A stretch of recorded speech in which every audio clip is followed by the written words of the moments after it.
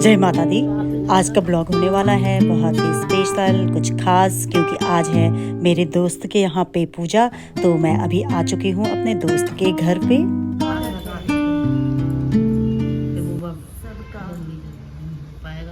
तो ये है पार्वती जी, गौरा जी। तो आज है पूजा। शादी बहुत अच्छे से संपन्न हो चुकी है, सारे प्रोग्राम बहुत ही अच्छे रहे। तो नॉर्मली जब घरों में शुभ कार्य होता है और पूजा, सारे काम जब बहुत अच्छे से हो जाते हैं तो उसके बाद ये वाली रस्म होती है, इसमें सुहागनों को दिया जाता है। तो आगरी बताइए क्या क्या होता है हमारे यहाँ पे। तो सब जगह की अलग अलग रस्में हैं। हाँ, अलग अलग रस्में हैं। पूजा की रस्म में आए, यहाँ पर इसे विशेष नाम गलगरिया कहते हैं। कहीं बपिन्नी कहते हैं, कहीं गलगरिया कहते हैं। अब हमारे यहाँ सुहागन बोलते हैं। सारी सुहागनें आ रही हैं और मधु भाभी आइए, बैठिए। रश्मि भी आ चुकी है। तो धीरे धीरे सभी लोग आ रहे हैं। एक्चुअली ये पूजा कुछ खास होती है। जब आपके घर में कुछ शुभ कार्य वगैरह होता है तो उसके बाद ये पूजा की जाती है। और माता जी की स्पेशली ये पूजा होती है। तो सभी फ्रेंड्स सभी आ चुके हैं यहाँ पे और सभी जो गौर माता जी है उनकी पूजा करेंगे, उनको टीका वगैरह लगाएंगे और उसके बाद कथा सुनाई जाती है जो गौर माता जी की होती है। और गणेश जी की कथा यहाँ पे स्पेशली सुनाई जाती है। तो मेरे लिए भी एक नया अनुभव है, क्योंकि हमारे यहाँ पे इस तरह से नहीं होती है पूजा, बट सब जगह पे एक अलग अलग लोगों के रिचुअल्स होते हैं। तो उस हिसाब से बहुत सारी मान्यताएं हैं। बट बहुत अच्छा हमें आज लगा, बहुत अच्छा फील हो रहा है। भगवान जी की पूजा यहाँ पे हो रही है, एक नई चीज़ हमें देखने को मिल रही है। और स्पेशली रागनी नॉर्मली यहाँ पे भगवान जी की जो माता जी हैं ये कथा करती रहती हैं। तो चलिए, गणेश जी की पूजा शुरू हो गई है, सुनते हैं गणपति जी की कथा। में चावल ऐसे लिए और पूरे गांव में घूम रहे, कोई मेरी खीर बना दो, कोई मेरी खीर बना दो। जो एक चम्मच में दूध लाया, इतने से चावल लाया, बोले खीर बना दो। अब एक बुढ़िया के बिल्कुल फाके पड़ रहे थे, तो वो बोले आजा गणेश बेटा, ला मैं बना दूंगी। तो बोले ठीक है, कुमार के यहाँ से बड़ी बर्तन लाना और उसमें नहा धो के चौका साफ करके चढ़ा देना खीर। बोले बेटा मेरे को कौन सा कुमार घड़ा दे देगा, पैसे भी नहीं है। बोले मेरा नाम लेना, दे देगा कुमार।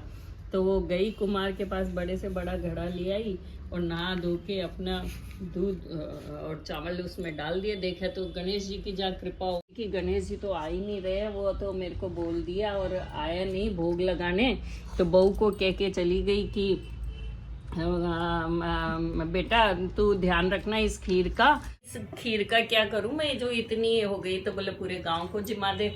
तो वो बोले कि सब लोग मेरे को बोलेंगे कि कल तक तो फाके पड़ रहे थे, आज गांव को जिमा रही है। तो फिर भी वो सारे गांव को न्योती आई। अब सारे लोग हंसी उड़ाए, कोई बात नहीं, पानी पी के आ जाएंगे। कल तक तो इसके घर में कुछ नहीं था, आज सबको खीर का न्योता दे रही है जिमाने।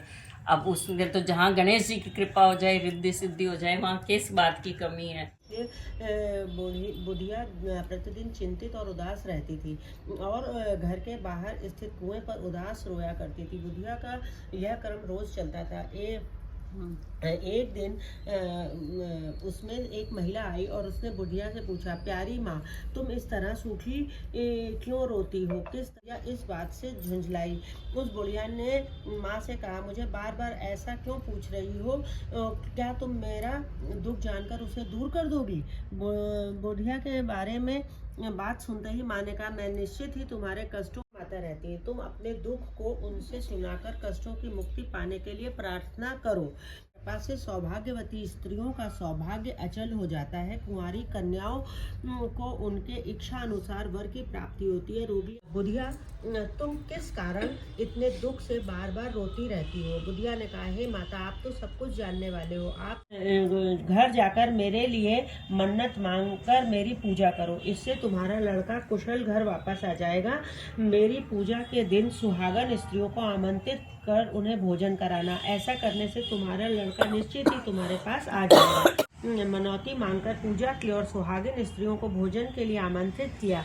लेकिन विचित्र बात यह हुई कि जब बुधिया ने स्त्रियों के लिए लड्डू बनाना शुरू किया तो उसने 7 की जगह तो अभी यहाँ पे कथा संपन्न हो चुकी है। ये रही मेरी फ्रेंड जो कि अब जो सुहागने हैं उनको पहले मिठाई से मुंह मीठा कराएंगी, क्योंकि अभी घर पे शादी हुई है। तो शादी में जो मिठाई वगैरह चढ़ती हैं स्पेशली वही पहले सुहागनों को खिलाई जाती है, तत्पश्चात भोजन कराया जाएगा और सभी लोग अब भोजन प्रसाद ग्रहण कर रहे हैं।